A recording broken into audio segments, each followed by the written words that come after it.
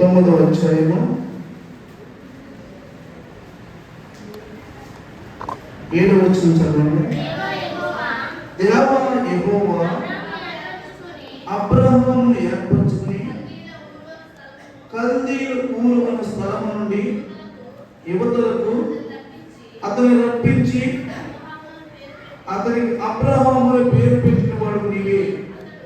అతడు నమ్మకమైన మనసు గలవాడని ఎరిగి కనానీయులు, హిత్తీయులు, అమోరీయులు, పెర్జీయులు, యోబుసీయులు, గిర్గాషీయులు అని వాళ్ళ దేశమును అతని సంతతి వారికి ఇచ్చినట్లు అతనితో నిబంధన చేసిన వాడు నీవే.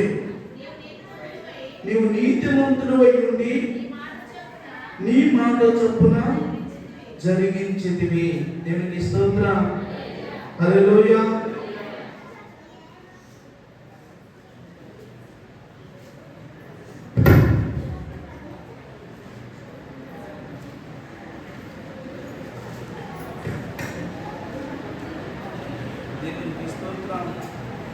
హల్లెలూయా. హల్లెలూయా. అందరూ తలలో చిన్న ప్రార్థన. కృప కలిగినటువంటి తండ్రి, దయ కలిగిన దేవానికి స్తోత్రములు.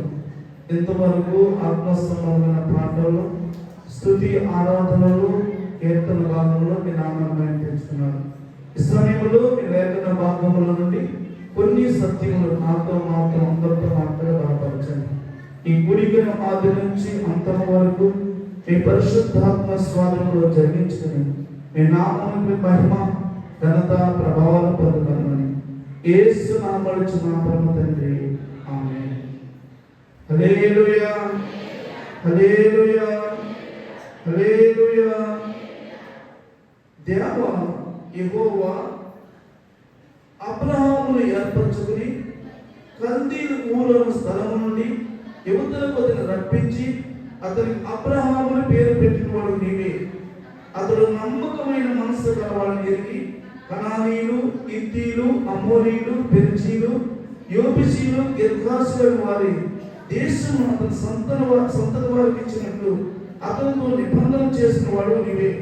నీవు నీతిమంతుడు అయి ఉండి నీ మాట చొప్పున జరిగించితివి. దేవునికి స్తోత్రం. హల్లెలూయా. హల్లెలూయా. ఈ చదవబడినటువంటి భాగంలో అబ్రహాములకు దేవుడు వాగ్దానం చేశాడు. అబ్రహాములకు దేవుడు ఎందుకు వాగ్దానం చేశాడు? అబ్రహాం అంట దేవుని దృష్టిలో నీతిమంతుడట. అబ్రహాం అంట దేవుని దృష్టిలో నమ్మకమైన వాడట. దేవుని స్తోత్రం. నమ్మకమైన మనస్సు గలవాడని ఎరిగి. దేవుని స్తోత్రం. హల్లెలూయా. హల్లెలూయా. అబ్రహాముకు దేవుడు వాగ్దానం చేశాడు, మీ సంతతి వారికి నేను 6 దేశాలను స్వాధీనము చేస్తాను. దేవునికి స్తోత్రం. హల్లెలూయా. అబ్రహాము యొక్క సంతతి వారికి, ఇశ్రాయేలులకు 6 దేశాలను స్వాచ్ఛంగా ఇచ్చాడు. దీని కారణం అబ్రహాములో నమ్మకత్వాన్ని చూశాడు దేవుడు. దేవునికి స్తోత్రం. హల్లెలూయా. హల్లెలూయా. హల్లెలూయా. దేవుని యొక్క ఆశీర్వాదాన్ని మనం పొందుకోవాలి అంటే మనము నమ్మకత్వం కనబడాలి. మన దేవుడు నీతిమంతుడైన దేవుడు. ఆయన మాట ఇచ్చాడంటే మాట తప్పకుండా నెరవేర్చే దేవుడు. ఆయన నరుడు కాదు అబద్ధం ఆడడానికి. ఆయన దేవుడు కాబట్టి అబ్రహాముకి ఇచ్చిన వాగ్దానము మన జీవితంలో కూడా నెరవేరుస్తున్నాడు. అబ్రహాము ఎలాగైతే నమ్మకమైన మనసు గలవాడని దేవుడు ఎరిగి వారి సంతతి వారికి 6 దేశాలను వాగ్దానంగా ఇచ్చాడు. దేవుని స్తోత్రం. హల్లెలూయా. హల్లెలూయా. హల్లెలూయా. అందుకే 101వ కీర్తనలో రాయబడింది, దేశములో నమ్మకస్తులైన వారి కోసం దేవుడు ఎదురు చూస్తున్నాడట. నమ్మకమైన వారి కంట మెండైన దీవెనలు కలుగుతాయట. దేవుని స్తోత్రం. దీవెన కలగాలన్నా, ఆశీర్వాదం రావాలన్నా మనలో నమ్మకత్వం కావాలి. దేవునికి స్తోత్రం. హల్లెలూయా. హల్లెలూయా. మన నమ్మకత్వాన్ని బట్టి దేవుడు ఆశీర్వదిస్తాడట. దేవుని సన్నిధికి వచ్చే విషయంలో నమ్మకత్వం ఉండాలి. దేవునికి ఇచ్చే కార్యం విషయంలో నమ్మకంగా ఉండాలి. దేవుని సన్నిధిలో పరిచయం చేసే విషయంలో నమ్మకంగా ఉండాలి. మనం ఎంత నమ్మకంగా ఉంటామో దేవుడు మనం అంతగా ఆశీర్వదిస్తాడు. అబ్రహాముతో వాగ్దానం చేశాడు. ఆ వాగ్దానం నేటికి ఈ రోజుకి ఆయన నెరవేర్చే దేవుడు. ఆయన నీతిమంతుడైన దేవుడు. ఆయన మాట ఇచ్చి మాటను నెరవేర్చేవాడు. దేవునికి స్తోత్రం. పరిశుద్ధ గ్రంథంలో చాలా మంది నమ్మకమైన వారు కనిపించారు. నమ్మకమైన వారిని ఒక ఉన్నతమైన స్థితిలో నడిపించారు. దేవునికి స్తోత్రం. హల్లెలూయా, హల్లెలూయా, హల్లెలూయా, హల్లెలూయా. 2వ దినవృత్తాంతముల గ్రంథము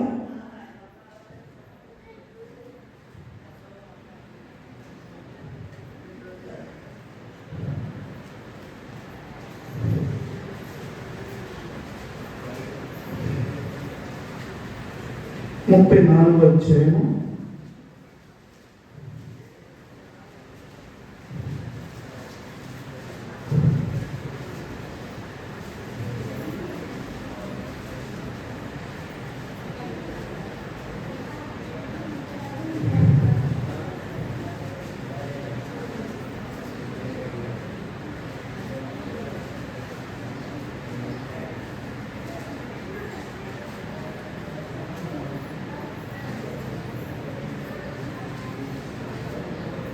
10వ వచనం చదవండి. 10వ వచనం చదవండి. వారు దానిని యెహోవా మందిరపు పని మీదనున్న విచారణకర్తలకు ఇయ్యగా దాన్ని బాగు చేయుటకు యూదారాజులు పాడు చేసిన ఇండ్లకు తోమములను అమర్చుటకును సెక్కిన రాళ్ళను జోడింపులకు మ్రాళ్ళు కొరటకి యెహోవా మందిరమునందు పని చేయవారికి శిల్పకారులకు దానిచ్చిరి. ఆ మనుషులు ఆ పనిని నమ్మకముగా చేసిరి. దేవునికి స్తోత్రం. హల్లెలూయా, హల్లెలూయా. ఆ దినాలలో రాజుల చేత మందిరము పాడు చేయబడిన తర్వాత ఆ మందిరము పని విషయంలో కొంతమంది నమ్మకంగా పనిచేశారట. నమ్మకంగా పనిచేసిన వారిని పై విచారణకర్తలుగా చేశారట. దేవునికి స్తోత్రం. వాళ్ళ నమ్మకత్వాన్ని చూసి విచారణకర్తలుగా, విచారించే వారిగా, అధిపతులుగా చేశారట. దేవునికి స్తోత్రం. హల్లెలూయా, హల్లెలూయా. దేవుడు నమ్మకత్వాన్ని చూసే దేవుడు. ఇక్కడ దేవుని మందిరము పని విషయంలో వాళ్ళు నమ్మకంగా పనిచేశారు. వాళ్ళని మందిరం పైన విచారణకర్తలుగా దేవుడు నియమించాడట. దేవునికి స్తోత్రం. హల్లెలూయా. ఒక ఉన్నతమైన స్థితికి మనం తీసుకురావాలంటే, ఒక ఉన్నతమైన ఆశీర్వాదం మనం పొందుకోవాలంటే దేవుని సన్నిధిలో మనం నమ్మకంగా ఉండాలి. కొంచెములో నమ్మకంగా ఉన్నవాడు మరి ఎక్కువలోనూ నమ్మకంగా ఉంటాడు అన్నాడు. దేవునికి స్తోత్రం. హల్లెలూయా, హల్లెలూయా. నమ్మకత్వం కలిగి ఉండాలి. మోషే అంట దేవుని ఇల్లంతలో నమ్మకమైనడట.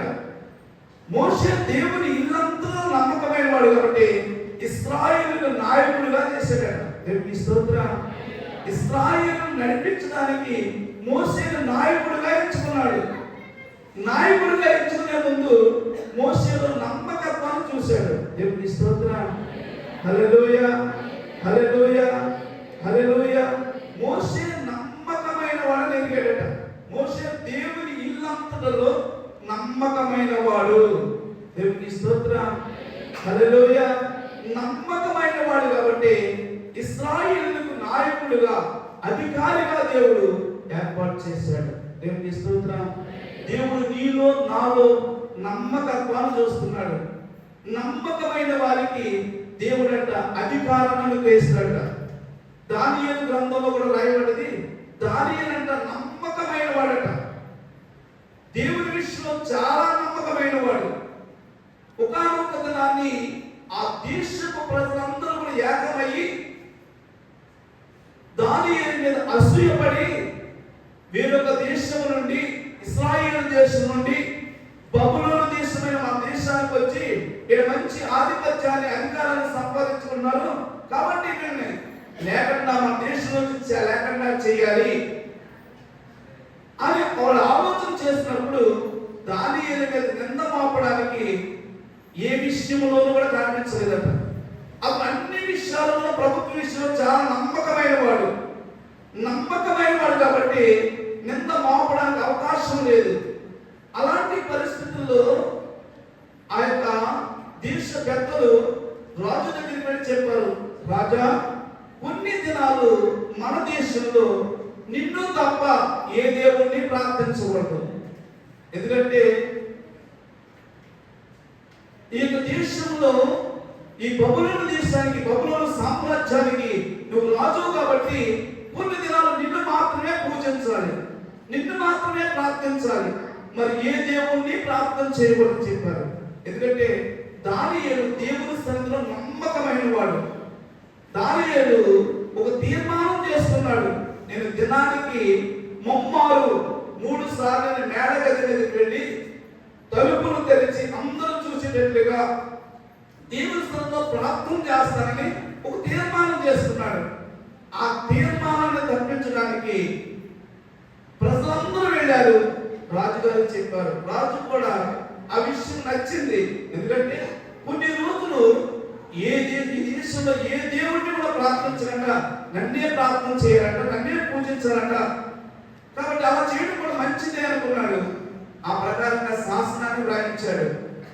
శాసనం వ్రాయించిన తర్వాత రాజుగారికి అర్థమైంది, ఇది దానియేలు గురించే ఈ విషయాన్ని వీళ్ళు ఈ శాసనాన్ని వ్రాయించారని. దానియేలు తప్పించడానికి ప్రయత్నం చేస్తున్న సమయంలో మళ్ళా సంతలుగా వెళ్ళారట.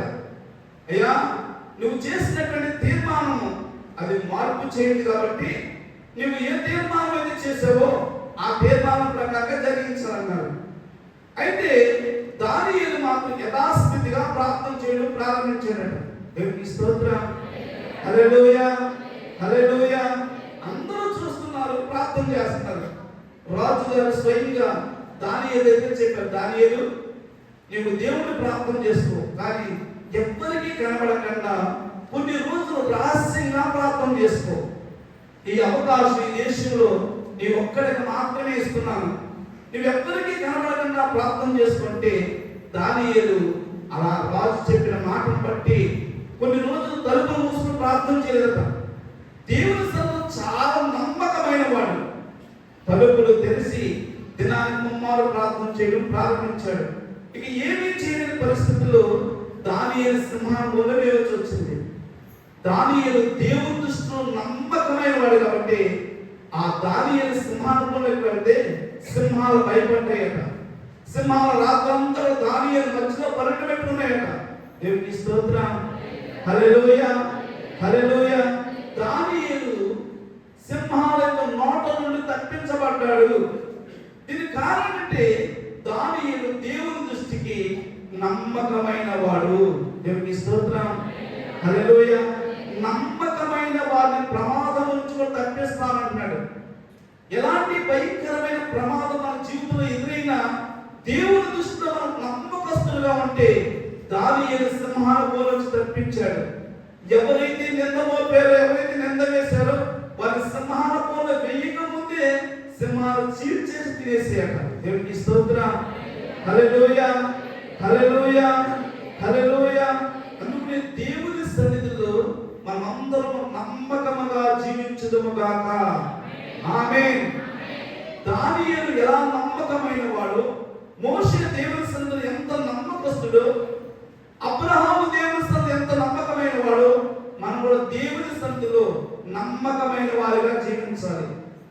దేవుని సన్నిధికి వచ్చే విషయంలో నమ్మకంగా ఉండాలి, దేవునికి ఇచ్చే విషయంలో నమ్మకంగా ఉండాలి, దేవుని పరిచయం చేసే విషయంలో నమ్మకంగా ఉండాలి. మన నమ్మకత్వాన్ని చూసి మన దేవుడు ఆశీర్వదిస్తాడట. దేవునికి స్తోత్రం, హల్లెలూయా. నరుల కష్టార్జితాన్ని బట్టి ఆశీర్వాదం రాదట. మనం అనుకోవచ్చు, నేను రాత్రి పగలు కష్టపడుతున్నాను కాబట్టి నేను శ్రమ పడుతున్నా సంపాదిస్తానని. మనం రాత్రి పగలు కష్టపడినా శ్రమ పడినా దేవుని ఆశీర్వాదం లేకపోతే మనం ఏమీ సంపాదించలేము. దేవునికి స్తోత్రం, హల్లెలూయా, హల్లెలూయా. అందుకని దేవుని సన్నిధిలో మనం ఎంత నమ్మకంగా జీవిస్తే దేవుడు అంతగా ఆశీర్వదించే దేవుడు. మన దేవుడు నీతిమంతుడైన దేవుడు. ఆయన అబ్రహాముకు వాగ్దానం చేశాడు. ఆ వాగ్దానం నేటికి ఈ రోజుకి ఆయన నెరవేర్చు దేవుడై ఉన్నాడు. దేవునికి స్తోత్రం. హల్లెలూయా. ఆ వాగ్దానం నెరవేర్చబడాలంటే మనం దేవుని సన్నిధిలో నమ్మకమైన వారిగా జీవించాలి. నమ్మకమైన వారికి మెండైన దీవెనలు కలుగుతాయి అన్నాడు. దేవునికి స్తోత్రం. హల్లెలూయా, హల్లెలూయా, హల్లెలూయా. దీవెన కలగాలి అంటే, ఆశీర్వాదం రావాలంటే మనం నమ్మకమైన వారిగా జీవించాలి. దేవునికి స్తోత్రం. హల్లెలూయా. రెండవదిగా మనం చూసినట్లయితే అపోస్తలుల కార్యములు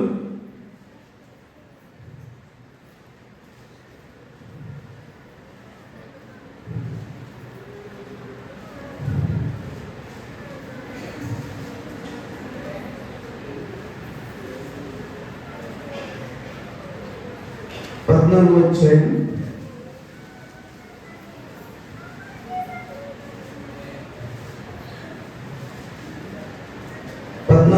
7వ వచనం.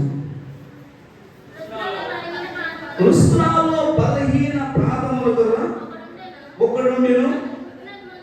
అతడు పుట్టినది మొదలుకొని కుంటివాడే, ఎన్నడూ నడవలేక కూర్చుని ఇండివాడు. అతడు పౌలు మాట్లాడుట విని పౌలు అతని వైపు తేరి చూసి స్వస్థత పొందుటకు అతని విశ్వాసము నుండి గ్రహించి, నీ పాదముల మోపి సరిగా నిలవమని బిగ్గరగా చెప్పినప్పుడు అతడు గంతులు వేసి నడవసాగెను. దేవునికి స్తోత్రం. హల్లెలూయా, హల్లెలూయా, హల్లెలూయా, హల్లెలూయా. లుస్త్రా అనే పట్టణములో పుట్టింటి మొదలుకుని కుంటివాడు, తన పాదములు నేల మీద మోపలేని కుంటివాడంట. అపోస్తలుల పౌలు గారు చెప్పిన మాటల వైపు తేరి చూసాడట. తేరి చూసినప్పుడు పౌలు గారు ఈమె విశ్వాసం ఉందని గమనించాడు. దేవునికి స్తోత్రం. హల్లెలూయా, హల్లెలూయా. ఆ కుంటివాడులో విశ్వాసం ఉన్నదట. విశ్వాసాన్ని గమనించి నీవు లేచి నీ పాదములు నిలుపమని చెప్పగానే ఆయన దిక్కులు లేచాడట. దేవునికి స్తోత్రం. హల్లెలూయా, హల్లెలూయా. కుంటివాడు నడవడానికి గల కారణం ఏంటంటే విశ్వాసము. రెండవది, మన అందరిలో కూడా విశ్వాసం కావాలి. విశ్వాసము లేకుండా దేవునికి ఇష్టడై ఉండుట అసాధ్యము. దేవునికి ఇష్టలుగా ఉండాలంటే మనందరిలో విశ్వాసం కావాలి. పుట్టింది మొదలుకొని ఎన్నడూ నడవలేని కుంటివాడికి విశ్వాసం కలిగిందట. పౌలు గారు చెప్పిన మాటలు బట్టి విశ్వాసం కలిగినప్పుడు ఆ విశ్వాసాన్ని గమనించిన పౌలు గారు చెప్పారు, నీవు నీ పాదములు నిలపమని చెప్పగానే దిక్కులు లేచెను. దేవునికి స్తోత్రం. హల్లెలూయా, హల్లెలూయా, హల్లెలూయా. ఒకటి, మనలో నమ్మకత్వం ఉండాలి. రెండో, విశ్వాసం ఉండాలి. విశ్వాసం లేకపోతే మనం దేవునికి ఇష్టలుగా ఉండలేము. అందుకని ప్రతి ఒక్కరిలో విశ్వాసం కావాలని కోరుకుంటున్నాడు. విశ్వాసమైన మనము విశ్వాసం కావాలి. పుట్టిన మొదలుకొని కుంటివాడైనటువంటి ఆ లుస్త్రా పట్టణంలోని వ్యక్తికి దేవుని మాటలు చెప్పగానే, దేవునికి వాక్యాన్ని బోధించగానే అతను విశ్వాసం కలిగిందట. దేవునికి స్తోత్రం. మనం దేవుని మాటలు ఎన్నో వింటున్నాం, దేవునికి వాక్యం వింటున్నాం. మనలో కూడా విశ్వాసం కలగాలి. విశ్వాసం లేకపోతే మనం దేవునికి ఇష్టలుగా ఉండలేము. విశ్వాసం అన్నది నిరీక్షింపబడి వాటి యొక్క నిజ స్వరూపమైనది. విశ్వాసం అంటే ఏంటి? దేనినైతే నిరీక్షిస్తామో, దేనినైతే నమ్ముతామో అదే విశ్వాసం. చూచి నమ్మువారి కంటే చూడక నమ్మువారు ధన్యులు అన్నాడు. విశ్వాసం అంటే చూడకుండా మనం నమ్మాలట. దేవునికి స్తోత్రం. హల్లెలూయా, హల్లెలూయా, హల్లెలూయా, హల్లెలూయా, హల్లెలూయా. మనందరిలో కూడా విశ్వాసం కావాలని దేవుడు కోరుకుంటున్నాడు. ఎంత విశ్వాసం కావాలి అని అన్నాడు. ఆవగింతంత విశ్వాసం ఉంటే చాలు అన్నాడు. ఆవగింతంత విశ్వాసం ఈ పంటేది సముద్రంలో పడంటే పడుతుందట. కొండ సముద్రంలో పడాలి అంటే మనకు ఆవగింజంత విశ్వాసం. అంటే కొండలాగా పెరిగిపోయిన సమస్యలు కానీ, కొండలాగా పెరిగిపోయిన పరిస్థితులు కానీ, ఇక ఈ పరిస్థితుల నుంచి నన్ను ఎవరు విడిపించలేరు, నాకెవ్వరు సహాయం చేయలేరు, ఈ పరిస్థితుల్లో నన్ను ఎవరు తప్పించలేరు అనే పరిస్థితుల్లో కూడా దేవుని మీద మన విశ్వాసం ఉంచుతానంట. ఆ విషయాన్ని దేవుడు సాధ్యం చేస్తాడట. దేవుని స్తోత్రం, హల్లెలూయా. దేవుడు సాధ్యం చేయాలంటే మనందరిలో విశ్వాసం కావాలని కోరుకుంటున్నాడు. ఆ విశ్వాసం కూడా ఆవగింజంత విశ్వాసం. చూడండి, ఆవగింజతో ఎందుకు పోల్చాడు? లోకంలో ఎన్నో గింజలు ఉన్నాయి, కానీ ఆవగింజలో ఒక ప్రత్యేకత కనబడుతుంది. అందుకని ఆవగింజంత విశ్వాసం అన్నాడు. ఆవగింజ చూడడానికి చాలా చిన్నది, అన్ని గింజలలో కల్లా ఆవగింజ చిన్నది. రెండవది, ఆవగింజ చూడడానికి నల్లగా ఉంటుంది, ఆవగింజ చాలా గుండ్రంగా ఉంటుంది, ఆవగింజ లోపల పదార్థం పచ్చగా ఉంటుంది, అది తాలింపులో పెడితే మంచి సువాసన ఇస్తుంది. దేవునికి స్తోత్రం, హల్లెలూయా. ఆవగింజలో కొన్ని ప్రత్యేకతలు కనబడుతుంది. అందుకని ఆవగింజంత విశ్వాసం అన్నాడు. దేవునికి స్తోత్రం, హల్లెలూయా. ఆవగింజ చూడడానికి ఎలా చిన్నదో మనలో విశ్వాసంగా మనందరిలో కూడా చాలా తగ్గింపు ఉండాలట. విశ్వాసంతో కూడా జీవిస్తున్న మనలో తగ్గింపు ఉండాలా. తన్ను తాను తగ్గించుకున్న వాడు మాత్రమే హెచ్చించబడతాడు.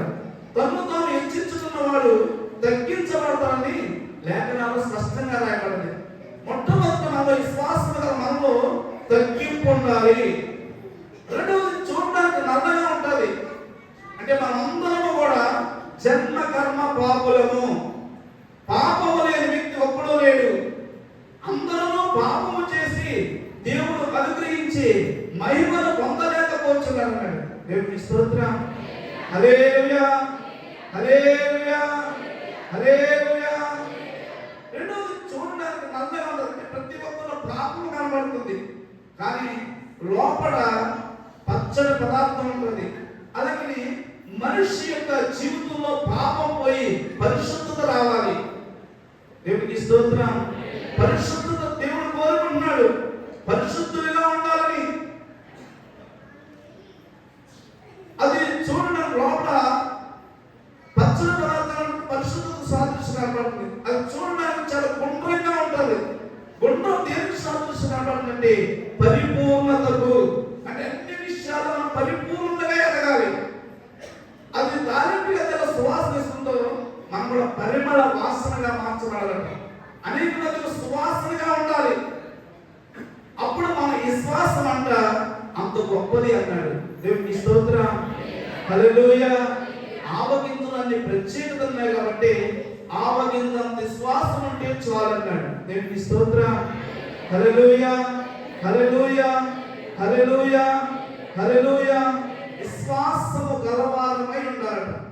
అందుకని మోషే ఉగ్గు పాలతో తన తల్లి నేర్పించింది.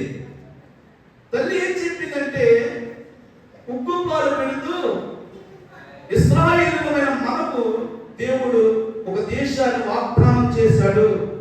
వాగ్దానం చేయబడిన దేశము పాలు తేనెలు ప్రవహించే దేశం. అది మామూలు దేశం కాదు, పాలు తేనెలు ప్రవహించే దేశం. ఆ దేశాన్ని దేవుడు మన ఇశ్రాయేలులైన మనకు వాగ్దానం చేశాడు అని ఉగ్గు పాలతో పాటు ఆమె విశ్వాసాన్ని నేర్పించిందట.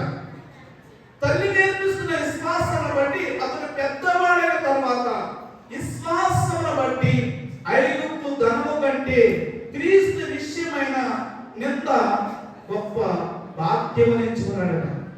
రెండవది, అల్పకాలము పాపభోగము అనుభవించుట కంటే దేవుని ప్రజలతో శ్రమ అనుభవించుట మేలని యోచించాడట. దేవునికి స్తోత్రం. దేవుని బట్టి, విశ్వాసమును బట్టి. దేవునికి స్తోత్రం. ఏ విశ్వాసం ఉంది? ఇశ్రాయేలు ప్రజలమైన మాకు దేవుడు వాగ్దాన దేశాన్ని సిద్ధపరిచాడు. ఆ వాగ్దాన దేశము పాలు తేనెలు ప్రవహించే ప్రవహించే దేశము. మేమందరము కూడా ఆ దేశంలో అడుగు పెట్టాలి. దేవునికి స్తోత్రం.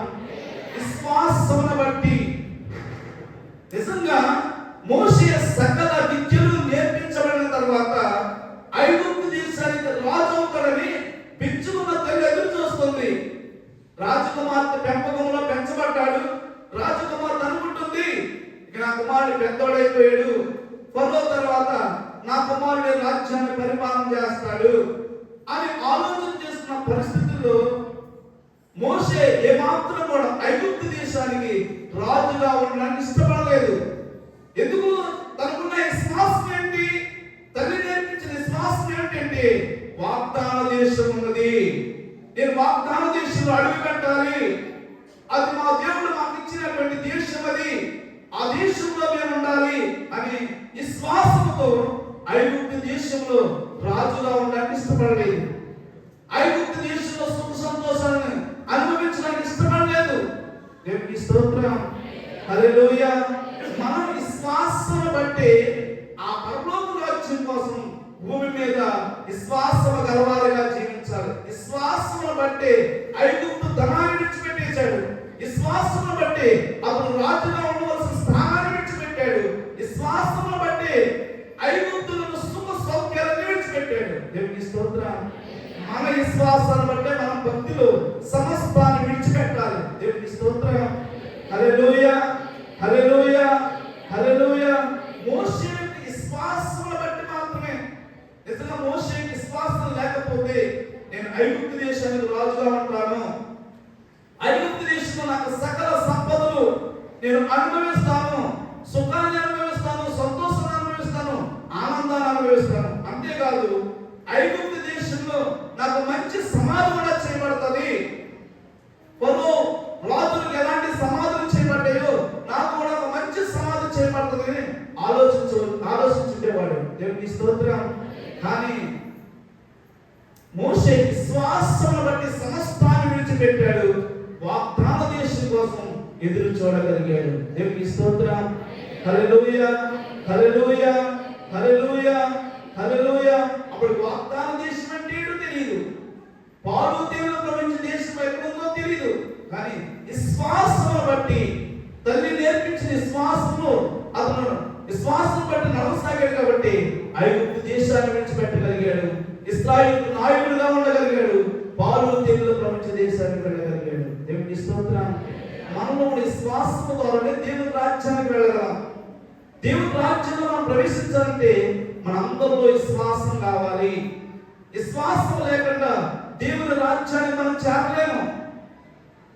విశ్వాసం బట్టి ఈ భూమి మీద మనం సమస్తాన్ని విడిచిపెట్టగలుగుతాం. విశ్వాసం బట్టి మనం భక్తి చేయగలుగుతాం. విశ్వాసం బట్టి మనం త్యాగపూర్తిగా జీవించగలుగుతాం. దేవునికి స్తోత్రం.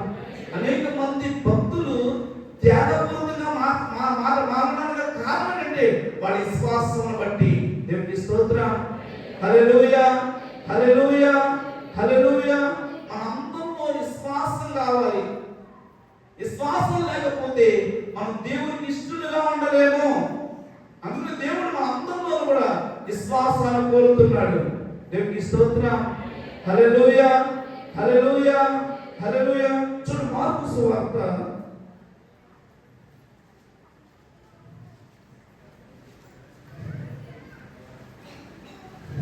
5వ అధ్యాయము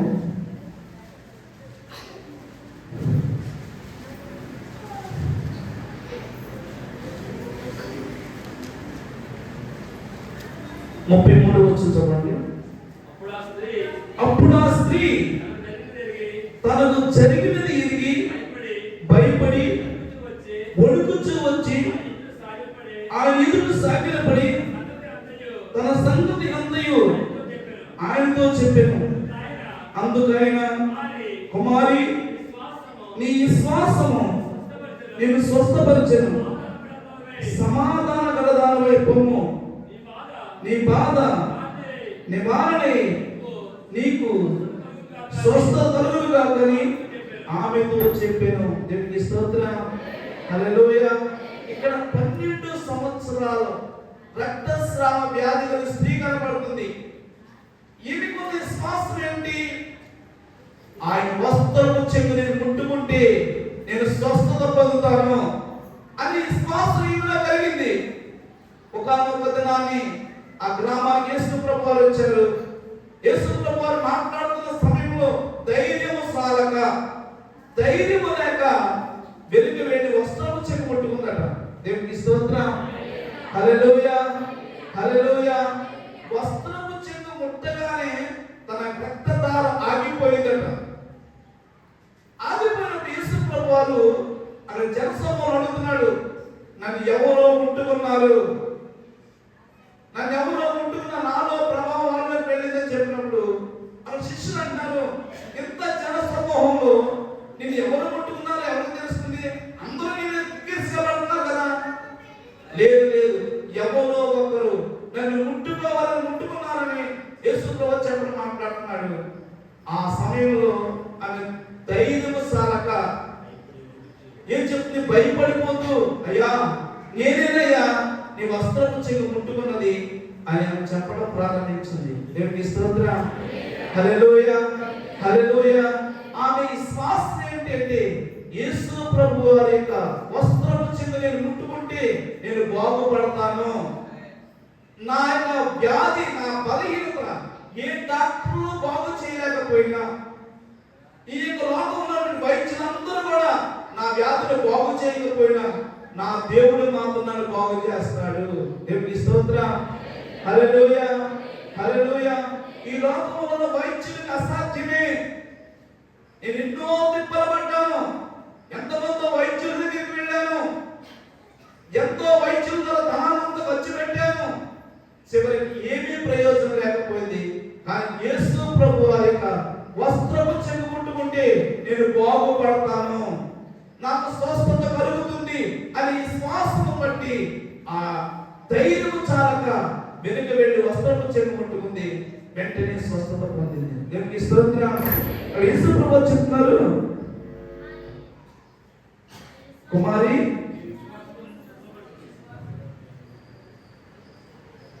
కుమారి నీ విశ్వాసం నిన్ను స్వస్థపరచను, సమాధాన గలదానివై పొమ్ము, నీ బాధ నివారణ నీకు స్వస్థత కలుగును గాక అని ఆమెతో చెప్పాను. దేవునికి స్తోత్రం. కుమారి నీ విశ్వాసం నిన్ను స్వస్థపరచను. దేవునికి స్తోత్రం. నీ విశ్వాసమే నిన్ను స్వస్థపరచను.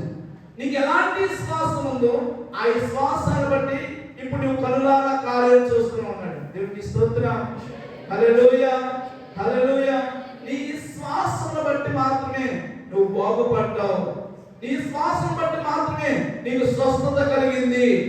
ఇక ధైర్యంగా ఉండు, ఇక నీకు స్వస్థత కలిగింది కాబట్టి తిరిగి వెళ్ళి అన్నాడు. దేవునికి స్తోత్రం. హల్లెలూయా. మనందరిలో విశ్వాసం కావాలి. యేసుక్రీస్తును కలిగిన మనము, యేసుక్రీస్తును ప్రార్థిస్తున్న మనందరిలో కూడా విశ్వాసం కావాలి.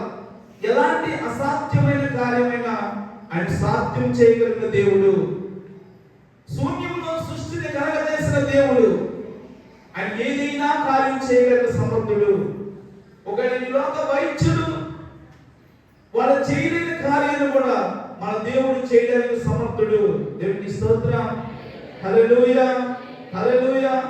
ఆ రోజుల్లో రక్తస్రావం కలిగిన స్త్రీ బాగుపడమే కాదు, ఈ రోజుల్లో అనేక మంది యేసు ప్రభు యందు విశ్వాసం ఉంచుచుండగా అనేక మంది బాగుపడుతున్నారు. దేవునికి స్తోత్రం. క్యాన్సర్ వ్యాధి కలిగిన వారు, కుష్టి రోగం కలిగిన వారు, రకరకాల రోగముల చేత ఇక డాక్టర్కి అసాధ్యమని చెప్పిన వారు దేవుని మీద విశ్వాసం ఉంచగా దేవుడు అనేక మందిని స్వస్థపరుస్తున్నాడు. దేవునికి స్తోత్రం. హల్లెలూయా. మనకు ఎలాంటి వ్యాధి ఉన్నా, మనకు ఎలాంటి బలహీనత ఉన్నా మన దేవుడు స్వస్థపరిచే దేవుడు. ఆయన వాగ్దానం చేశాడు, నిన్ను స్వస్థపరిచే యెహోవాను నేనే, నిన్ను బాగు చేసేవాడు నేనే, నీకు ఆరోగ్యాన్ని ఇచ్చేవాడు నేనే, నీకు ఆయుష్ ఇచ్చేవాడు నేనే, నీవు నా యందు విశ్వాసం ఉంచు. దేవునికి స్తోత్రం. హల్లెలూయా, హల్లెలూయా. మన పరిస్థితులను బట్టి, మన సమస్యను బట్టి, మన బలహీనతను బట్టి మనం భయపడిపోతూ ఉంటాం. అందులో చెప్పాడు, భయపడకుడి, భయపడటం వలన మీకు ఉరి కలుగును, మీ భయమే ఉరిగా మారిపోతుంది. ఎలాంటి పరిస్థితుల్లో కూడా మీరు భయపడవద్దు. నాకు అసాధ్యమైనది భూమి మీద ఒక్కటి కూడా లేదు, మీరు విశ్వాసం ఉంచండి, నేను కార్యం జరిగిస్తాను. దేవునికి స్తోత్రం. హల్లెలూయా, హల్లెలూయా. మన దేవునికి అసాధ్యమైనది భూమి మీద ఒక్కటి కూడా లేదు. ఆయన నామములకు సమస్తము సాధ్యమే. ఆయన యందు మాత్రం విశ్వాసం ఉంచాలట. 12 సంవత్సరాల రక్తస్రావం గల స్త్రీ, అనారోగ్యంతో బలహీనంతో బాధపడిన స్త్రీ యేసు ప్రభు వస్త్రము చెంది ముట్టగానే ఆమెకు స్వస్థత కలిగింది. నీ విశ్వాసమే నీకు స్వస్థత కలిగిందని చెప్పాడు. దేవునికి స్తోత్రం. హల్లెలూయా, హల్లెలూయా. మనలో అల్ప విశ్వాసం ఉండకూడదు, పూర్తి విశ్వాసం ఉండాలి. నా దేవుడు నన్ను బాగు చేస్తాడు, నా దేవుడు నన్ను స్వస్థపరుస్తాడు. ఆయన మనుషుడు కాదు, మాటించి తప్పేవాడు కాదు, ఆయన నరుడు కాదు, దేవుడైనా. దేవునికి స్తోత్రం. హల్లెలూయా. ఆయన చనిపోయిన దేవుడు కాదు, మరణాన్ని గెలిచిన దేవుడు. ఆయన సజీవుడైన దేవుడు. కాబట్టి నా జీవితంలో, నా బ్రతుకులో దేవుని కార్యాలు జరిగిస్తాడని మనం నమ్మకం కావాలట, విశ్వాసం కావాలట. దేవునికి స్తోత్రం. హల్లెలూయా, హల్లెలూయా, హల్లెలూయా, హల్లెలూయా. మన అంతంలో విశ్వాసం కావాలని దేవుడు కోరుకుంటున్నాడు. మనకు వాక్యంలో చూడండి, లూకా సువార్త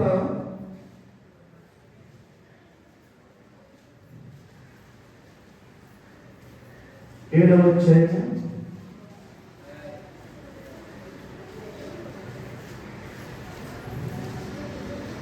4వ వచనం చదవండి. వారు యేసు వద్దకు వచ్చి, నీ వలన ఈ మేలు పొందుటకు అతడు యోగ్యుడు, అతడు మన జనులను ప్రేమించి మనకు సమాజమందరము తానే కట్టించినని ఆయనతో చెప్పి మిక్కిలి బ్రతిమాలుకొని కావున యేసు వారితో కూడా వెళ్ళెను. ఆయన ఆ ఇంటి దగ్గరకు వచ్చినప్పుడు శతాధిపతి తన స్నేహితులను చూచి, మీరు ఆయన యొద్దకు వెళ్ళి, ప్రభువా, శ్రమ పుచ్చుకొనవద్దు, నీవు నా ఇంటిలోకి వచ్చినప్పుడు నేను పాత్రుడు కాను, అందుచేత నీ యొద్దకు వచ్చుటకు పాత్రుడు నేను ఎంచుకోలేదు.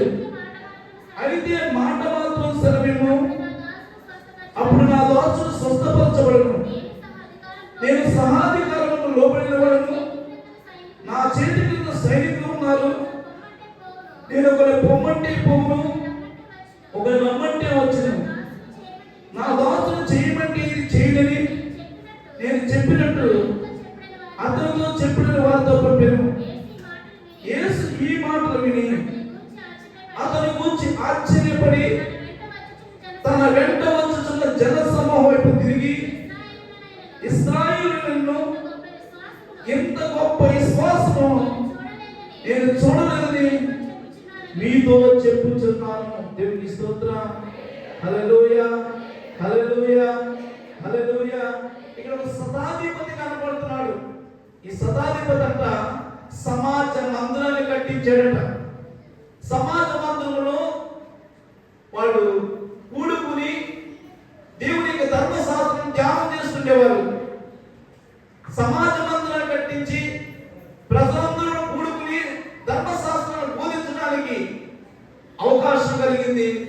దాన్ని బట్టి ఆ యొక్క శతాధిపతి యొక్క దోషుడు బలహీనతగా ఉన్నప్పుడు, రోగంతో పీడించబడుతున్నప్పుడు వారు యేసు ప్రభు దగ్గరకు వచ్చారు.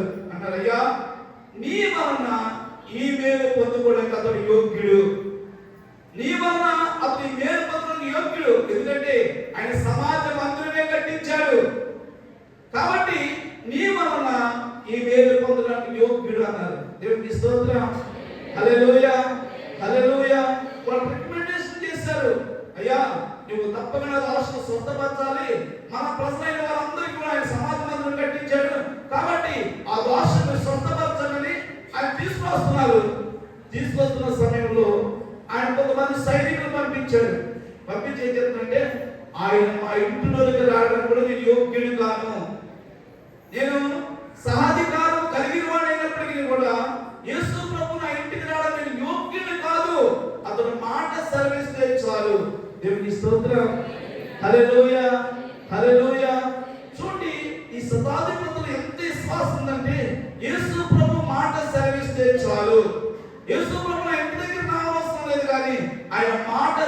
సెలవిస్తే నా దాసుడు స్వస్థత పొందుతాడు. దేవునికి స్తోత్రం. హల్లెలూయా. ఇక్కడ యేసు ప్రభు దగ్గరికి వెళ్ళినటువంటి ప్రజలు ఏం చెప్పారు? ఆ సమాజ మందిరం యొక్క అధికారి యొక్క గొప్పదనాన్ని చెప్పారు, మంచిదనాన్ని చెప్పారు, ఎంతో పొగిడారు. కానీ ఇతడు చాలా తగ్గించుకోవడం ప్రారంభించాడు. నేను సమాజ మందిరం కట్టించానండి, నేను ఇంత గొప్ప పని చేశానండి, కాబట్టి నా దాసుడు స్వస్థత పడకండి చెప్పలేదు. అతడు చాలా తగ్గించుకోవడం ప్రారంభించాడు. అతను తగ్గించుకోవడం మాత్రమే కాదు, అతను చెప్పాడు, నీవు నా ఇంటిలోకి రావడానికి నేనే మాత్రం యోగ్యుడు కాను, నువ్వు మాట సెలవిస్తే చాలు అని విశ్వాసంగా మాట్లాడడం ప్రారంభించాడు. తన మాటల్లో విశ్వాసం ఉన్నది. దేవునికి స్తోత్రం. హల్లెలూయా. యేసు ప్రభు వారు గమనించారు ఆయన మాటల్లో విశ్వాసం బట్టి. వెంటనే ఆయన వాసు స్వస్థత పొందాడట. ఇశ్రాయేలులో కూడా ఇలాంటి విశ్వాసం ఎవరిలోనూ లేదు అన్నాడు. దేవునికి స్తోత్రం. హల్లెలూయా. హల్లెలూయా. నాతో ఉన్న మీకే విశ్వాసం లేదు, కానీ ఆ సమాజపు మందిరపు అధికారికి ఎంత విశ్వాసం ఉంది. నేను మాట సెలవిస్తే చాలు, నేను మాట పలికితే చాలు స్వస్థత పొంద నమ్మాడు, కార్యం చూడగలుగుతున్నాడు అన్నాడు. దేవునికి స్తోత్రం. హల్లెలూయా. హల్లెలూయా. హల్లెలూయా. మనందరూ విశ్వాసం కావాలి. విశ్వాసం ద్వారానే రాజ్యాలను జయించగలిగారు. విశ్వాసం ద్వారానే ఇరుకో గోడలు కూర్చగలిగారు. ఇన్ని కార్యాలు జరగడానికి కారణం ఏంటి? వారిలో విశ్వాసమే. దేవునికి స్తోత్రం. హల్లెలూయా. హల్లెలూయా. దేవుడు మనలో నమ్మకత్వాన్ని చూస్తాడట. నమ్మకత్వాన్ని చూసి ఆశీర్వదిస్తాడట. రెండవది విశ్వాసం బట్టి మేలు చేస్తాడట. దేవునికి స్తోత్రం. విశ్వాసం బట్టి రాజ్యాన్ని ఇస్తాడట. విశ్వాసం బట్టి స్వస్థపరుస్తాడట. దేవునికి స్తోత్రం. మనందరిలో విశ్వాసం కావాలని కోరుకుంటున్నాడు. దేవునికి స్తోత్రం. హల్లెలూయా. హల్లెలూయా. హల్లెలూయా. మూడవది కోరుకుంటే పరిశుద్ధతను కోరుకుంటున్నాడు. పరిశుద్ధత లేకుండా ఎవరునూ ప్రభువును చూడలేరట. ప్రభువును చూడాలి అంటే ప్రతి ఒక్కరు పరిశుద్ధత కావాలి. మన దేవుడు పరిశుద్ధుడైన దేవుడు. దేవుని సన్నిధికి మనం అందరం వస్తున్నాం, మనందరం దేవుని పూజిస్తున్నాం, ప్రార్థిస్తున్నాం, కానీ మనలో పరిశుద్ధత ఉందా?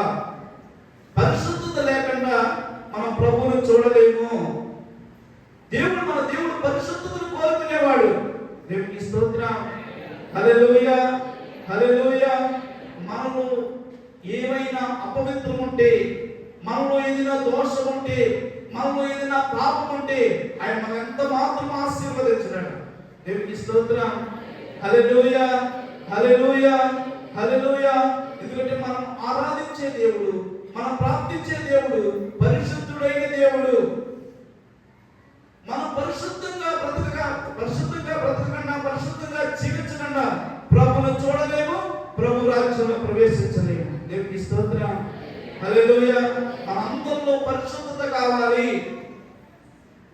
యోసేపులో పరిశుద్ధత ఉన్నది కాబట్టి ఆ పరిశుద్ధతను బట్టి ఐగుప్తు దేశంలో సింహాసనంలో కూర్చుండి ప్రజల పరిపాలన చేయగలిగాడు. యోసేపు యొక్క గొప్పతనం కాదు, యోసేపు యొక్క మంచితనం కాదు, యోసేపులో ఏం కనబడుతుంది? పరిశుద్ధత కనబడుతుంది. దేవునికి స్తోత్రం. హల్లెలూయా.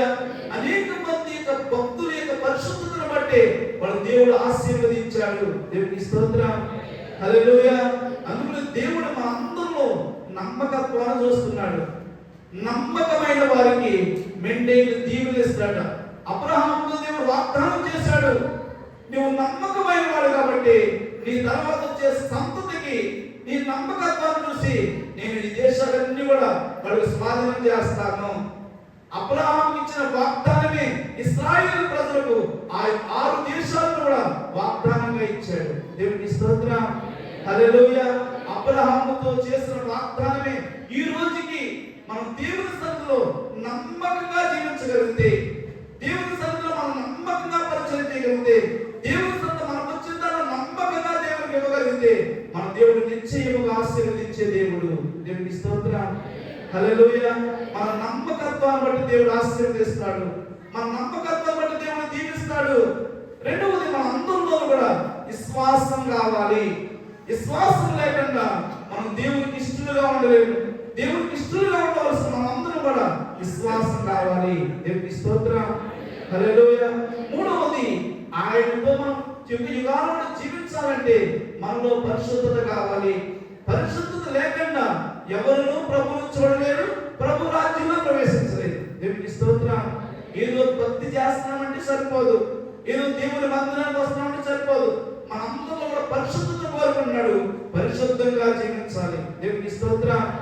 హల్లెలూయా, హల్లెలూయా. పరిశుద్ధతను బట్టి మాత్రమే మన దేవుడు ఆశీర్వదిస్తాడు. అని అన్నాడు, నేను మీ పాడెము దగ్గరికి వచ్చినప్పుడు మీలో అసహ్యమైనది ఏదైనా నాకు కనబడినట్లయితే నేను మిమ్మల్ని ఎంత మాత్రము దీవించను, ఎంత మాత్రం ఆశీర్వదించను.